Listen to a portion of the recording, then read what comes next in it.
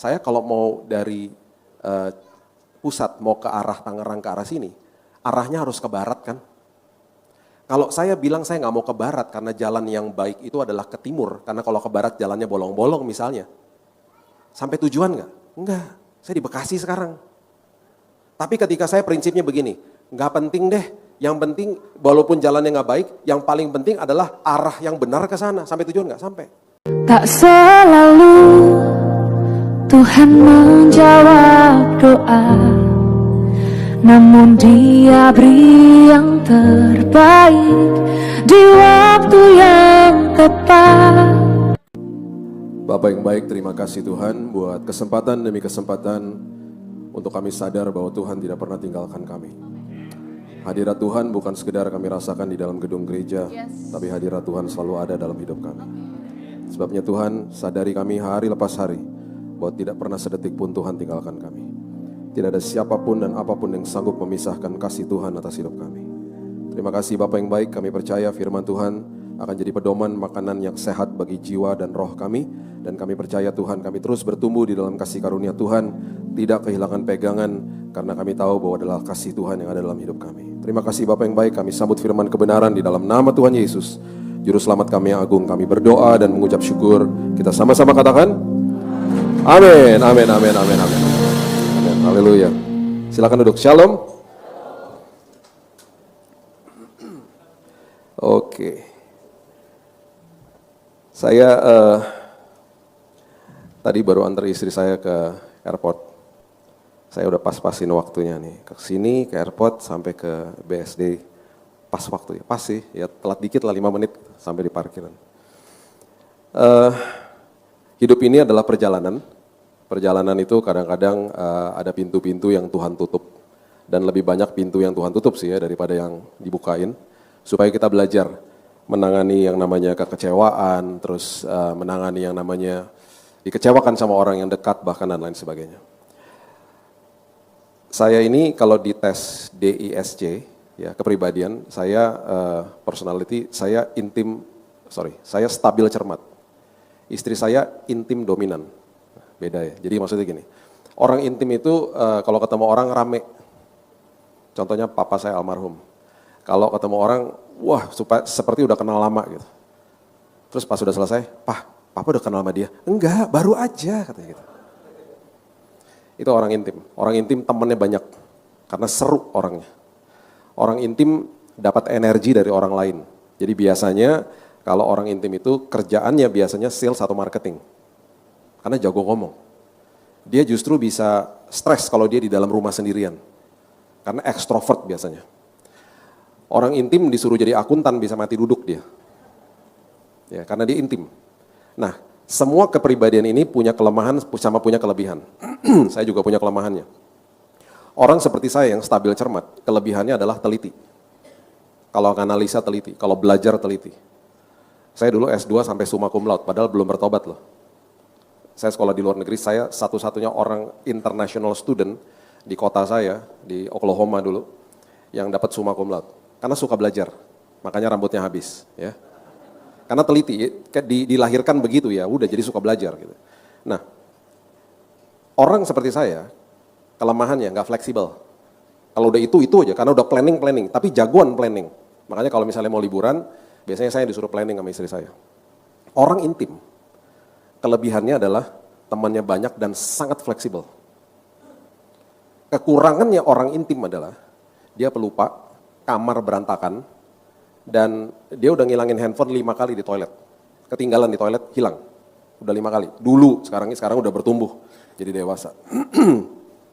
Jadi, kalau dia pergi ke sebuah tempat dan lain sebagainya, kalau pergi sama saya, kan saya teliti. Semua paspor saya pegang, tiket udah beres semuanya, bahkan seat di pesawat saya udah teliti lah saya.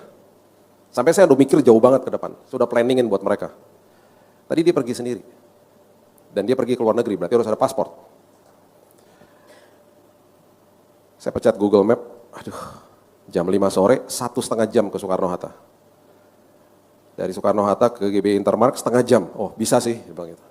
Aman. Gitu. Pesawatnya masih nanti malam sih. Kita berangkat dulu supaya saya bisa ke gereja on time, saya bilang gitu. Diarahin sama Google Map. Udah paling cepat arahnya ke situ.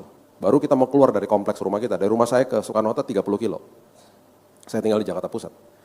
Baru mau keluar, ada suara Tuhan dan seperti biasa saya selalu tanya sama dia, paspor udah bawa nggak? Dia kesel karena saya nanya itu sampai 3 kali. Udah gitu. Sekarang saya coba kamu buka tuh paspor. Dan tunjukin kepada saya, kamu udah bawa nggak bener? Udah gitu. Dia makin kesel karena kelihatan emang ada paspornya. Nggak buka paspornya. Saya mau lihat paspornya. Dia buka paspornya. Dan dia langsung diem. Karena langsung kelihatan paspornya ada robekannya, ada potongan, berarti itu paspor lama. Dia langsung gini, paspor lama yang dibawa. Kan? Kalau tadi kita udah sampai di airport, 30 kilo dari rumah, dan kamu ada di depan counternya Qantas, dia naik Qantas. Kalau kamu di depannya counternya Qantas, dicek paspor kamu dan kamu tiba-tiba, paspor lama, kamu ngomong apa coba? Kamu gak bisa berangkat, kamu gak bisa pakai KTP. Ini bukan pesawat domestik.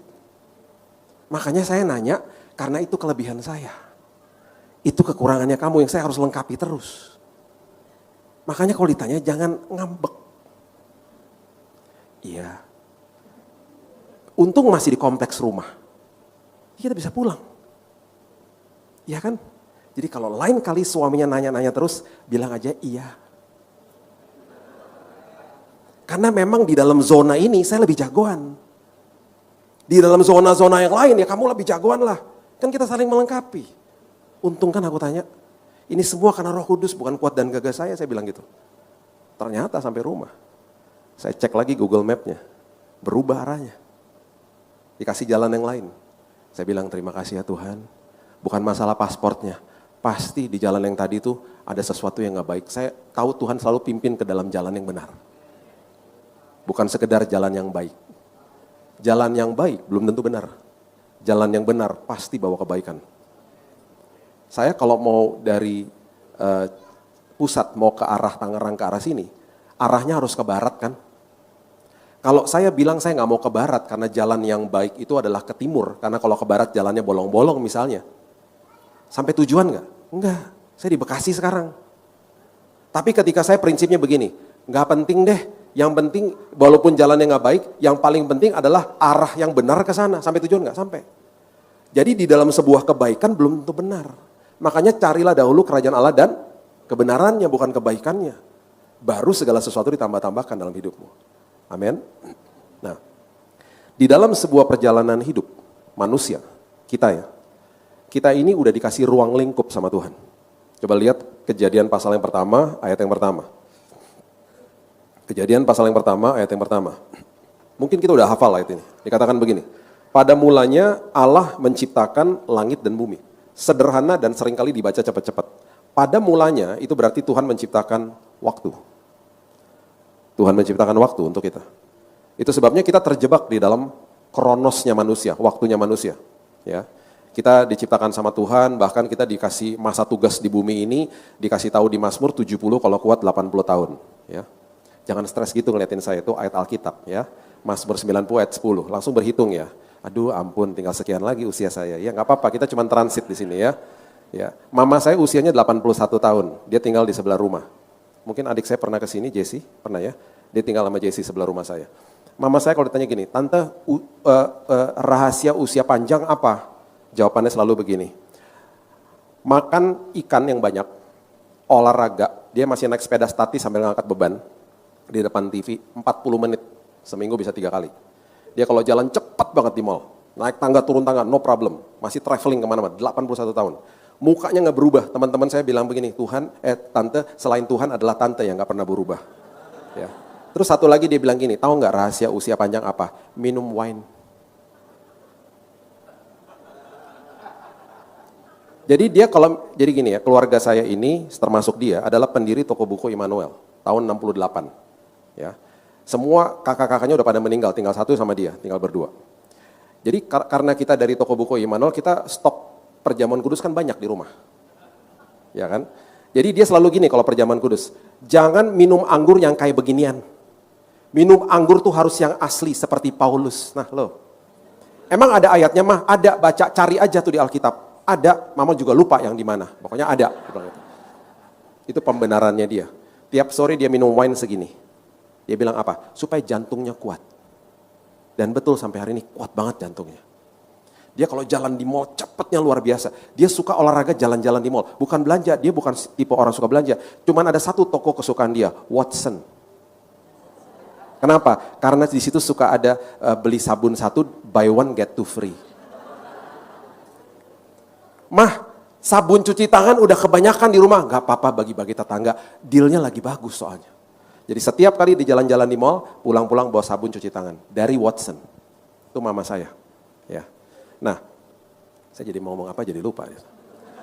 Kita dikasih waktu sama Tuhan. Ya. Kita dikasih kronos sama Tuhan. Tetapi, kita hidup di dalam kairosnya Tuhan. Itu sebabnya dia sangat suka untuk mempertemukan kita dengan orang dan kesempatan yang tepat. Kalau kita ada di dalam kairosnya Tuhan. Dan satu hal yang luar biasa juga, besok hari Sabtu ya. Sabtu besok Tuhan udah ada di sana, menyiapkan yang terbaik buat kita. Karena dia menembus waktunya manusia. Dia bergerak di dalam kairosnya dia. Itu sebabnya manusia tidak didesain untuk khawatir tentang hari esok. Makanya manusia itu dibilang apa? Serahkan semua kekhawatiranmu kepadaku. Bahkan di Yohanes dibilang apa? Aku sudah tinggalkan damai sejahtera untukmu. Karena dia tahu kita perlu damai sejahtera. Jadi setiap pagi saya bilang gini, Tuhan 1 Petrus 5 ayat 7, aku serahkan semua kekhawatiranku hari ini sama Tuhan. Walaupun aku belum merasa loh Tuhan, aku tukar Tuhan sama damai sejahtera yang Tuhan telah tinggalkan bagi aku. Yohanes 14 ayat 27. Rugi ditinggalin gak diambil, Tuhan lingkupi hidupku dengan damai sejahtera. Saya rasakan itu waktu saya sakit kanker tahun 2019. Saya divonis mati 3 bulan, teman-teman yang datang ke kamar pasti kalau lihat saya nangis karena saya udah kayak tengkorak bentuknya. Ya. Mereka masuk ke kamar ngobrol-ngobrol, setelah mereka pulang, mereka nangisnya nangis terharu. Mereka bilang gini, lu kenapa Bill punya damai seperti begitu? Saya bilang begini, karena setiap hari damai yang udah ditinggalkan aku ambil. Bukan kuat dan gagahku, udah ada ayatnya, ditinggalin ya aku ambil lah. Tuhan aku terima ya dalam nama Yesus. Jadi hidupnya gak stres. Makanya aku sediakan hidangan di hadapan lawanku tuh berarti kita gak stres. Itu maksudnya kita bisa makan, bisa tidur gitu loh. Walaupun ada masalah. Makanya Tuhan Yesus bilang begini, damai yang aku berikan bukan seperti yang dunia berikan. Yang dunia berikan tuh namanya ketenangan. Ketenangan tuh letaknya di dalam jiwa. Dan ketenangan bisa hilang kapan aja. Damai sejahtera adalah salah satu bagian dari buah roh. Dan semua yang diletakkan di roh tidak akan pernah bisa dicuri sama iblis. Luar biasa kan Tuhan? Setelah dikasih kairos, dikasih waktu juga sama Tuhan. Kemudian Tuhan menciptakan waktu, kemudian ruang, ya berarti apa? Kita dikasih ruang, dimanapun tempat kita menginjakan tempat di ruang itu, tempat itu berubah jadi tempat ibadah.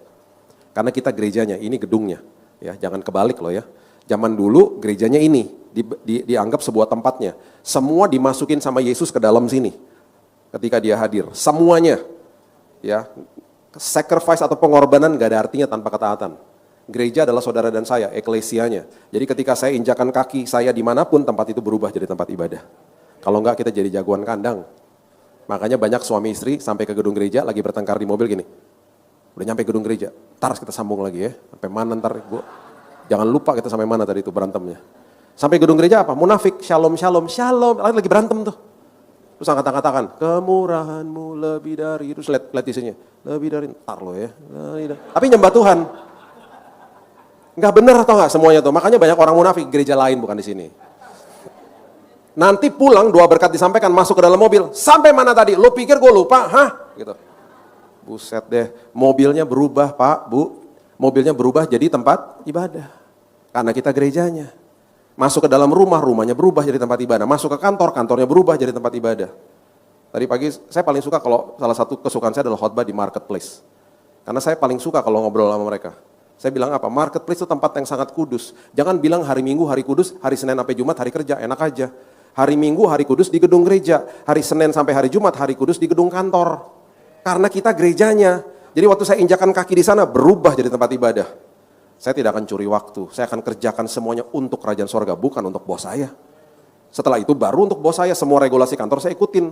Belum tentu juga sesuai sama kesukaan saya. Nggak apa-apa, saya kerja buat kerajaan sorga kok. Promosi datang dari Tuhan, bukan dari siapapun. Tuhan bisa menggerakkan siapapun, karena sumbernya Tuhan. Berkat finansial yang kita terima setiap hari itu, dari pipa-pipanya dari mana sih? Usaha, pekerjaan, dari orang lain. Pipa bisa tutup Bapak Ibu. Sumber nggak pernah tutup. Makanya dikejar sumbernya, pipa bisa tutup, orang bisa kehilangan pekerjaan, pipanya tutup. Orang bisa rugi dari sebuah usaha, pipanya tutup. Tuhan nggak peduli dengan yang namanya itu. Di padang gurun dia bisa membuat sumur yang airnya membual-bual kok. Karena sumbernya dia. Jadi kejar sumbernya, itu namanya akses. Makanya si bungsu bilang apa? Berikan harta milik kita, itu akses. Yang menjadi hakku, dia mengubah akses kepada kepemilikan. Ngawur langsung. Akses itu berarti yang punya bapak, punya saya. Berarti saya melekat kepada sumbernya. Makanya ranting melekat kepada pokok anggur kan. Berarti supply jalan terus.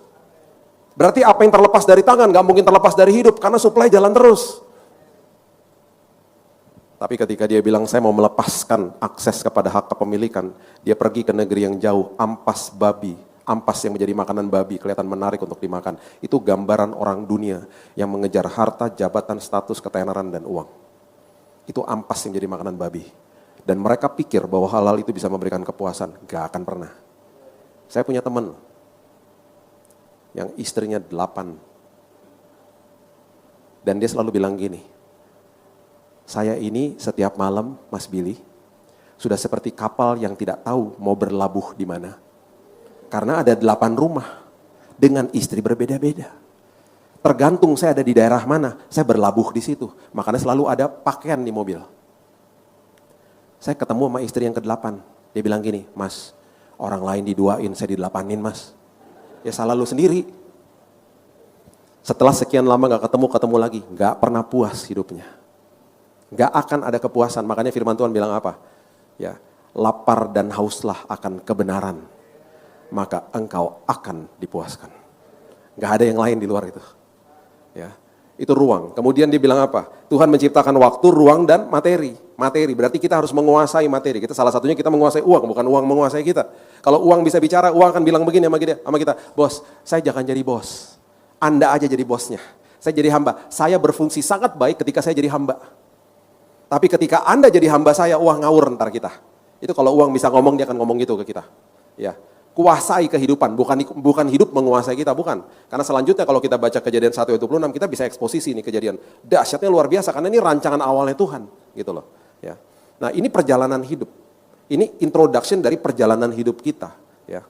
Nah ketika kita mengerti ini, coba sekarang buka Pengkhotbah 3 ayat 11. Pengkhotbah 3 ayat 11. Firman Tuhan katakan begini. Ia membuat segala sesuatu indah pada waktunya. Bahkan ia memberikan apa? Kekekalan dalam hati mereka. Manusia tidak dapat menyelami pekerjaan yang dilakukan Allah dari awal sampai akhir. Saya mau Bapak Ibu perhatikan kata kekekalan di situ.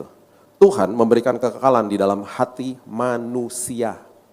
Itu sebabnya manusia selalu mencari dan mengejar sosok Tuhan. Karena dikasih GPS di dalam sini. Plek. Namanya kekekalan. Itu sebabnya orang agnostik sama orang ateis, sebenarnya mereka cari Tuhan. Cuma mereka belagu aja. Aku gak percaya sama Tuhan loh. Saya punya 2 teman seperti begitu, 2 tahun lalu datang ke rumah. Mereka kalau ngobrol sama saya bisa sampai jam 1 pagi.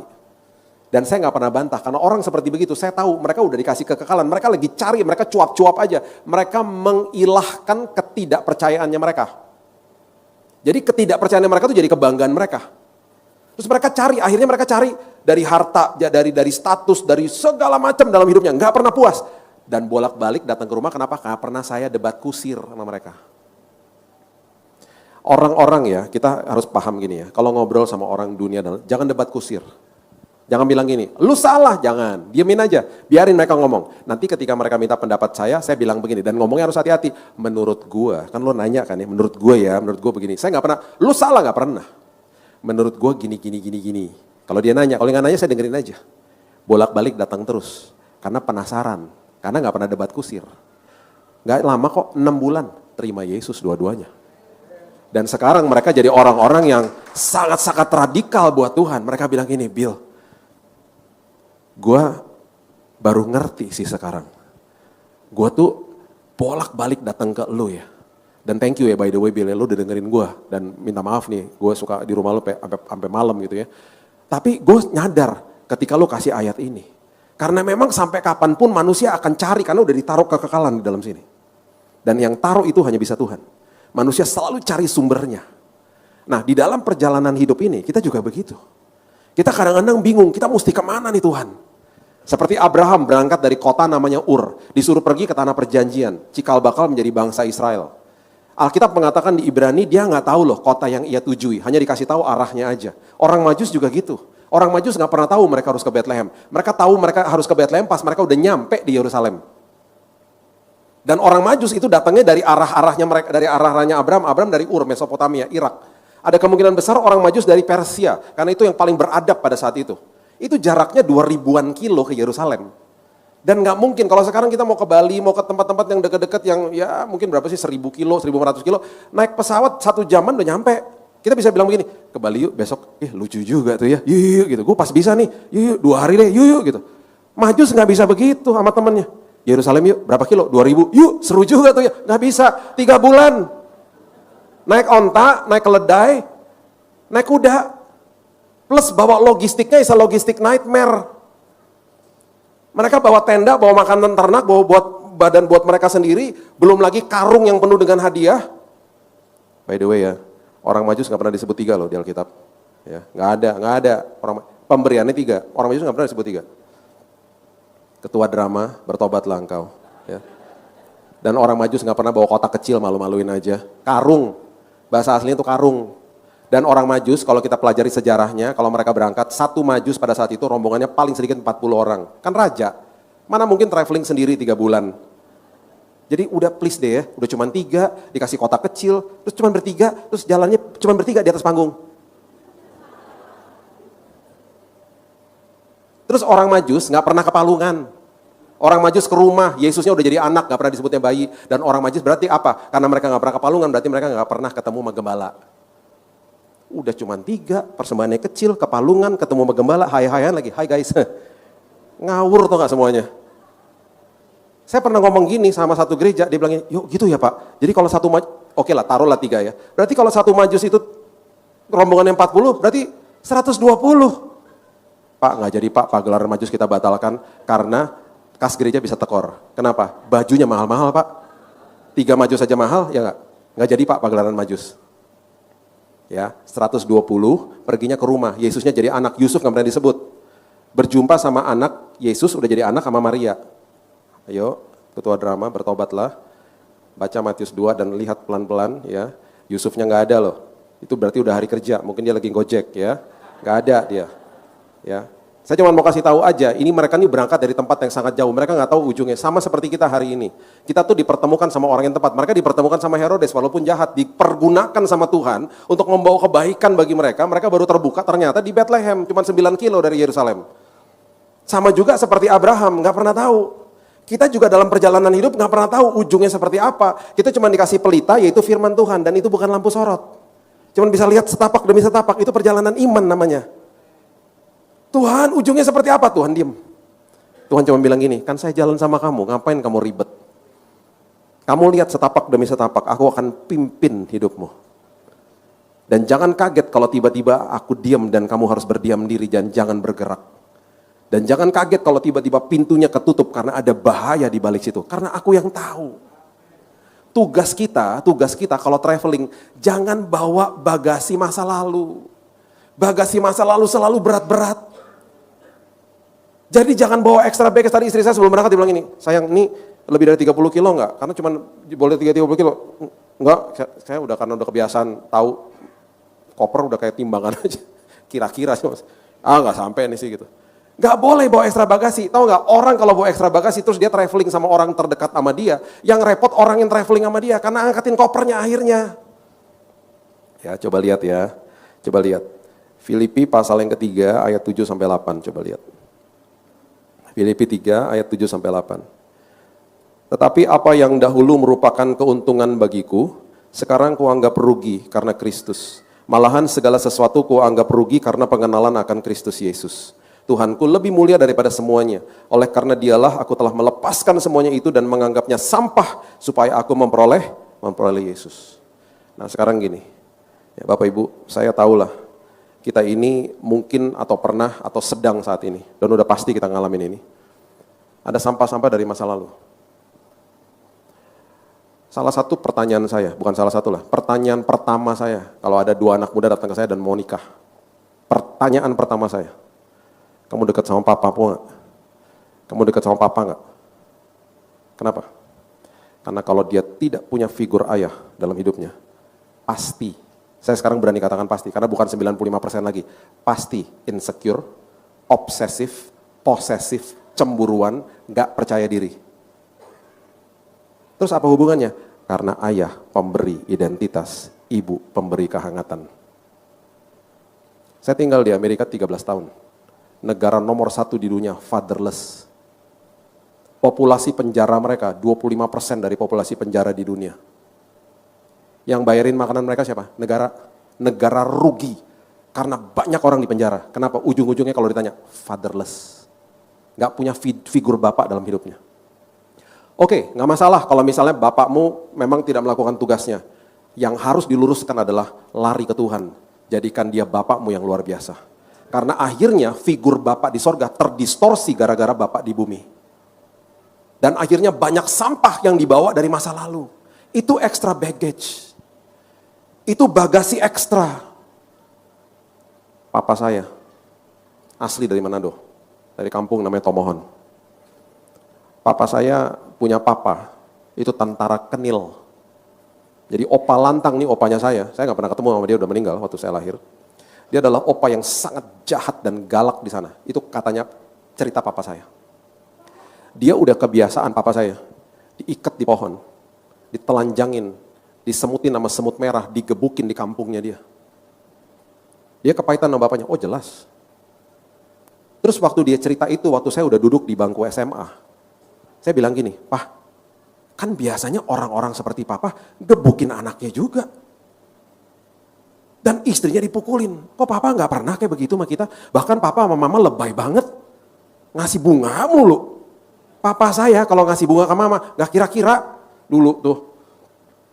Mama baru staycation, jadi kita tinggal deket-deketan sama kakak-kakaknya mama, satu compound gitu ya. Jadi sesekali nih kakak-kakaknya mama kan deket banget sama dia. Jadi diajak staycation nih. Mereka satu keluarga tuh, keluarga besar staycation di hotel di Jakarta. Mereka punya satu hotel yang mereka sangat suka lah. Mereka selalu ke situ aja. Terus nanti staycation, papa malas ikut karena cuma semalam. Jadi cuma dianterin, papa pulang. Besoknya mama balik, ya ampun staycation di Jakarta pula. Besoknya dia pulang, ada bunga segede-gede bagong di rumah, tulisannya welcome home. Aduh please deh Pak, lebay banget sih.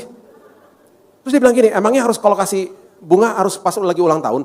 Pas lagi Valentine aja? Bisa kapan aja kan? Gitu. Itu papa. Terus saya tanya, kok papa gak pernah mukulin mama? Papa kalau disiplin kita juga biasa aja, gak sampai kita di-abuse gitu loh.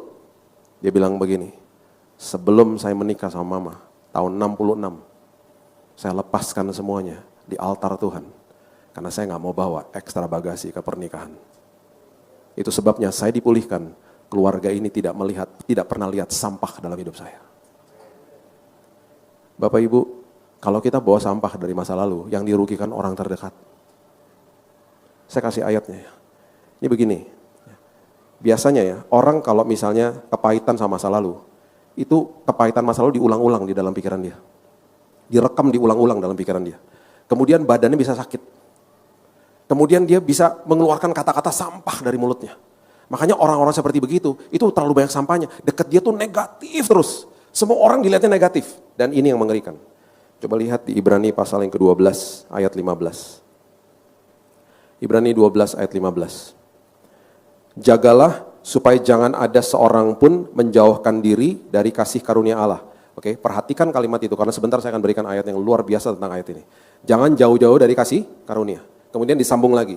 Kita sampai hari ini masih belum tahu penulis Ibrani ini siapa, tapi menurut saya sepertinya Paulus, ya. Dia katakan begini, jadi jangan jauh-jauh dari kasih karunia, agar jangan tumbuh akar yang pahit. Ya, akar yang pahit itu jangan sampai tumbuh. Kalau sampai udah pernah dikasih benihnya kepahitan, jangan sampai tumbuh. Dekat-dekat sama kasih karunia Tuhan, gitu loh. Yang menimbulkan, ini dampaknya, menimbulkan kerusuhan dan mencemarkan banyak orang. Dan yang paling kena adalah orang terdekat. Satu format ketaatan yang gak pernah dibahas di atas mimbar, dan itu membuat saya sangat sedih, adalah belajar menerima dari Tuhan. Kita terjebak di dalam ranah agama yang selalu mengatakan berupaya untuk hidup taat. Jemaatnya bingung. Bahkan disemburkan dari atas mimbar. Ayo berikan yang terbaik. Kita bingung berikan terbaik itu apa. Kita nggak bisa memberikan sesuatu kalau kita nggak punya sesuatu itu. Kita nggak bisa kasih uang kalau kita nggak punya uang. Kita nggak bisa kasih waktu kalau kita nggak punya waktu. Kita nggak bisa kasih yang terbaik kalau kita nggak punya yang terbaik. Bagaimana cara menerima yang terbaik? Belajarlah menerima dari Tuhan. Itu sebabnya saya didik kedua anak saya nggak begini-begini. Kalau mereka berbuat salah saya nggak pernah begini. Anak siapa kamu? Anaknya bingung. Anak elu kok nanya. Jadi waktu mereka berbuat salah, saya berlutut di depan mereka waktu mereka masih kecil-kecil. Saya peluk, saya bilang gini, aku bisa buat apa supaya kamu gak ngulangin lagi perbuatanmu nak. Dia sedih kalau kamu gitu, jangan gitu dong. Itu perbuatannya salah. Tetapi kamu tahu gak, kamu tuh anak yang sangat baik. Perhatikan ini baik-baik. Perhatikan ini baik-baik. Kalau kita jatuh ke dalam dosa, Roh Kudus akan selalu mengingatkan kita, ini namanya conviction. Dia akan ingatkan, dia akan tunjuk perbuatan kita, bukan nyerang karakter kita. Kita tidak sempurna, kita menyembah Tuhan yang sempurna. Dan hari ini dia lihat kita dari lensa kasih karunia. Dia lihat kita semua anak-anaknya sempurna di mata dia. Karena sudah teleo, sudah selesai di kayu salib. Jadi ketika kita jatuh ke dalam dosa, dia akan datang kepada kita, dia akan peluk kita, dia akan kasih tunjuk perbuatannya. Itu salah nak. Jangan, itu merugikan dirimu nak. Jangan nak, itu bahaya nak. Dia nggak pernah ngomong gini.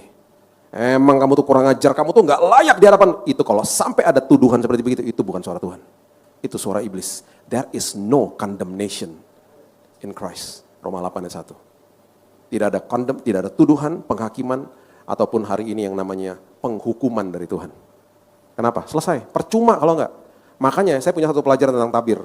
Ya, pertama kali dulu imam besar mau jadi mediatornya manusia, ya, dia masuk ke belakang tabir, tabirnya ketutup tuh, dia berhadapan sama Tuhan di situ. Dulu kekudusan Tuhan bisa membunuh manusia, bukan Tuhan bunuh manusia, bukan loh. Manusia karena nggak kudus, kekudusan Tuhan bisa melumat hidupnya, manusia bisa mati dalam kekudusan Tuhan. Waktu Yesus katakan selesai di kayu salib, hal pertama yang terjadi, tabir bait Allah dirobek sama dia. Dia masuk ke belakang tabir. Ini semua ada ayatnya.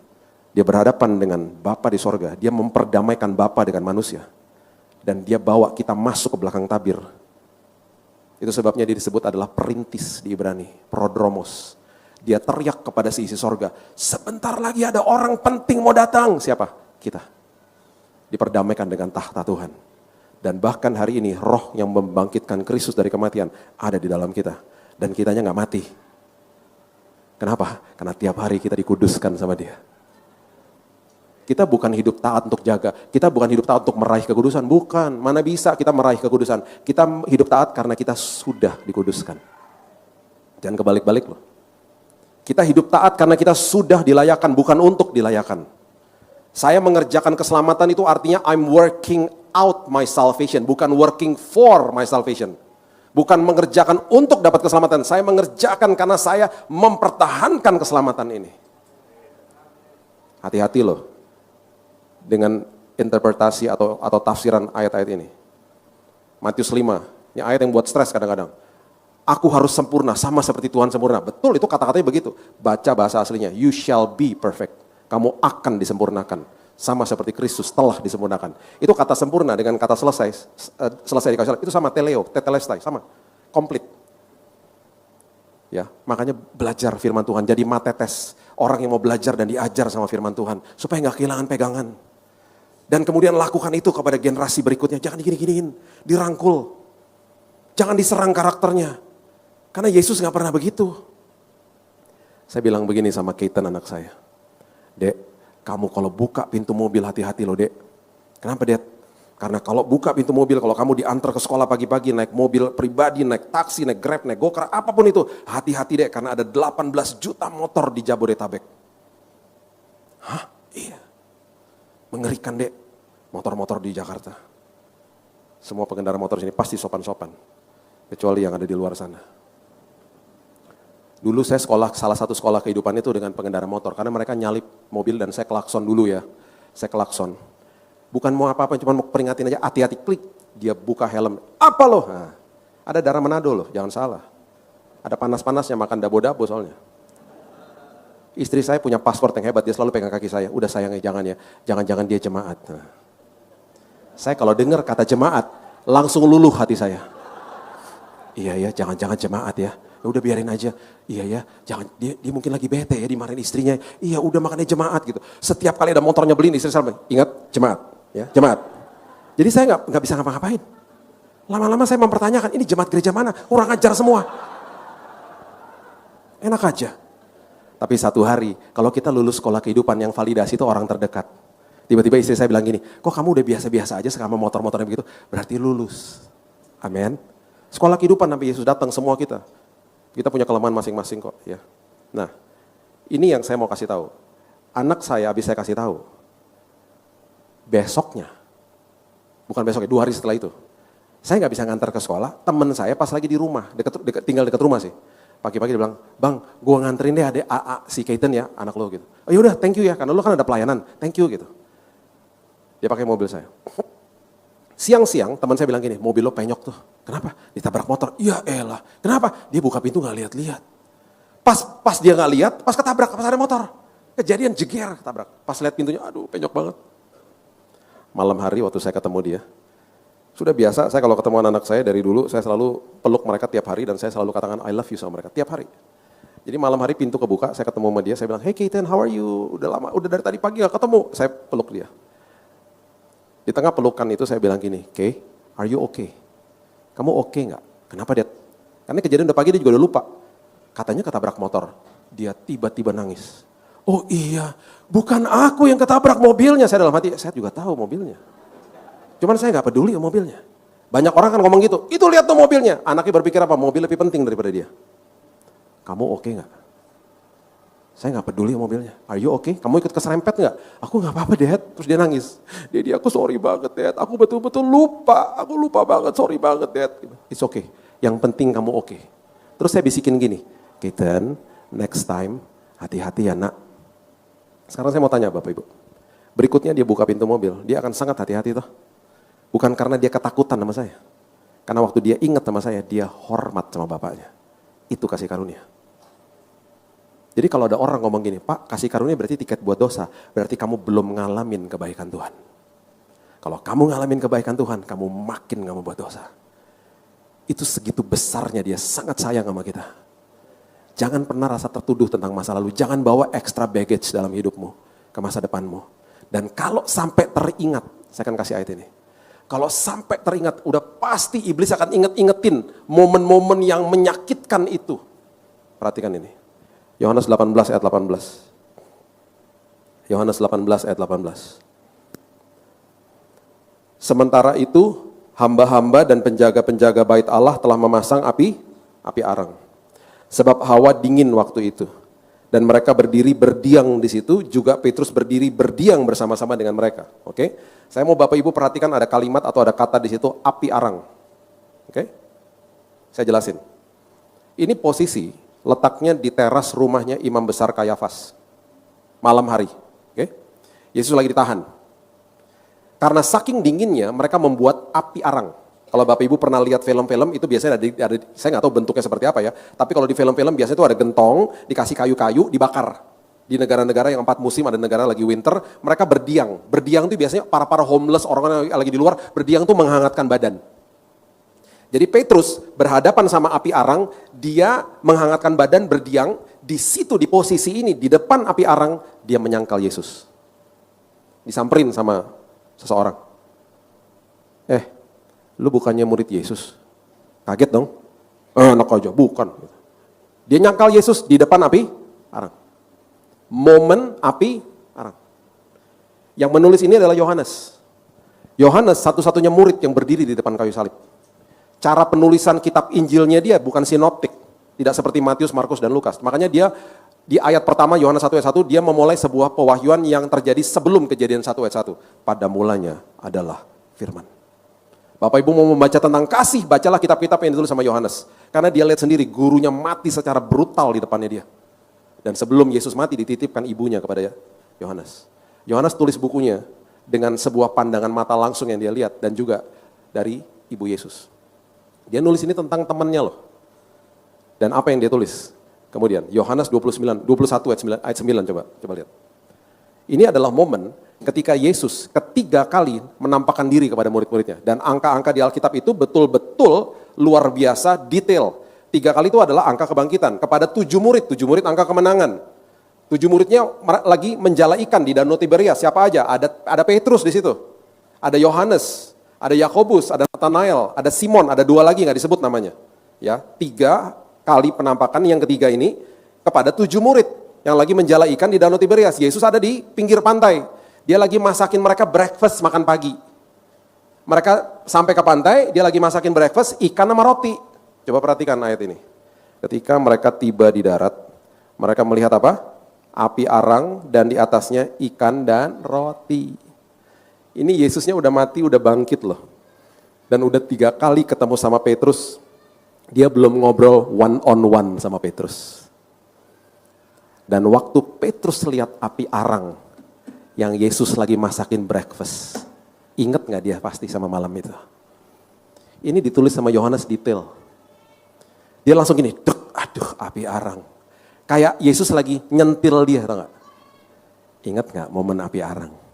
Ketika kamu nyangkal saya. Tapi Yesus gak pernah ngomong gini, kenapa kamu sangkal saya? Gak pernah. Dia tanya 3 pertanyaan, kamu sayang gak sih sama aku?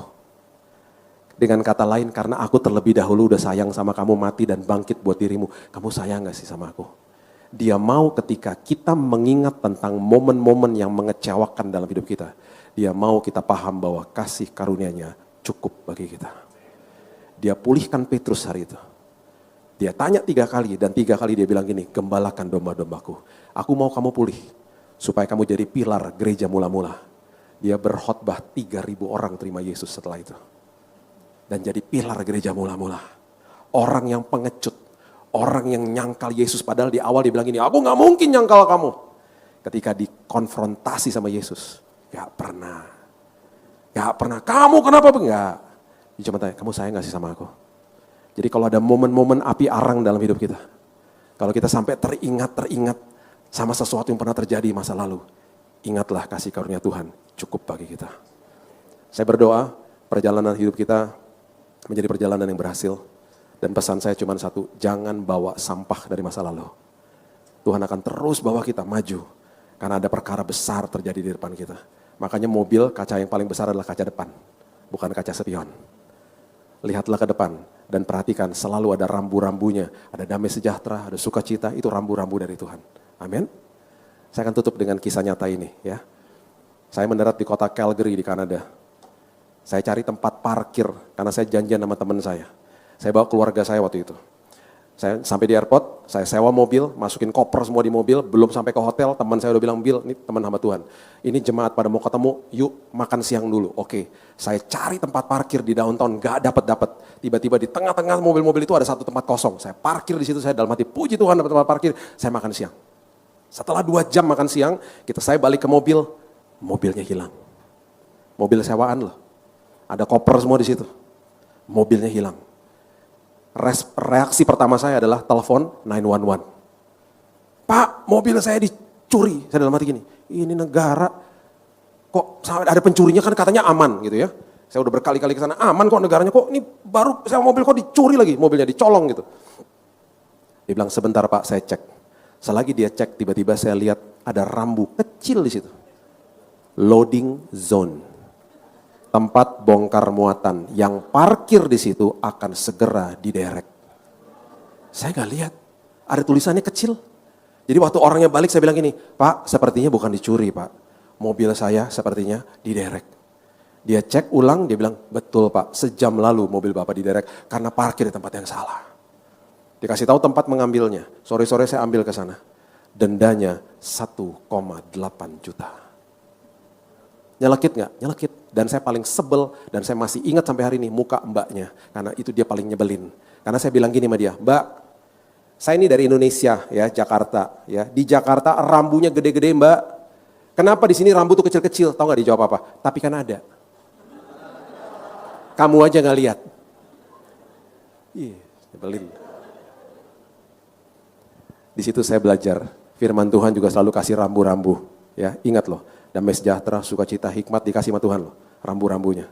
Ya, saya berdoa perjalanan kita berhasil perjalanan kita mengalami Tuhan, hidup kita penuh kesaksian. Amin. Berikan tepuk tangan kita untuk Tuhan kita.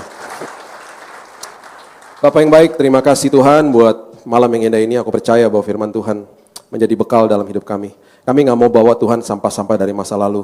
Dan itu pasti akan mencemarkan orang lain. Itu pasti akan merugikan keluarga kami, teman-teman kami, dan bahkan kami bisa dijauhi sama banyak orang nantinya Tuhan. Kami mau hidup kami berhasil di dalam Tuhan. Ketika ada momen-momen api arang dalam hidup kami ingat kembali tentang hal-hal itu. Kami mau tahu Tuhan bahwa betul-betul kasih karunia Tuhan cukup bagi kami. Kami mau pulih, kami mau tinggalkan semua sampah-sampah itu Tuhan, supaya hidup kami berkemenangan. Kami percaya keluarga kami diberkati, istri suami kami, anak dan orang tua kami diberkati, bahkan teman-teman sepelayanan diberkati karena tindakan dan perkataan kami penuh Tuhan dengan kasih karunia Tuhan. Tuhan, tilik kami Roh Kudus, ingatkan kami kalau masih ada sampah-sampah seperti itu Tuhan, kami mau lepaskan pada malam hari ini. Dan aku percaya Tuhan, aku berdoa semua jemaat-Mu di sini berkemenangan, mereka mengalami Tuhan, hidup mereka penuh kesaksian. Terima kasih Bapak yang baik meteraikan firman ini, karena kami juga sudah dimeteraikan sama Roh Kudus. Hanya di dalam nama Tuhan Yesus, kami sudah berdoa dan mengucap syukur. Kita sama-sama katakan, amin. God bless you. Tak selalu Tuhan menjawab doa, namun Dia beri yang terbaik di waktu yang tepat.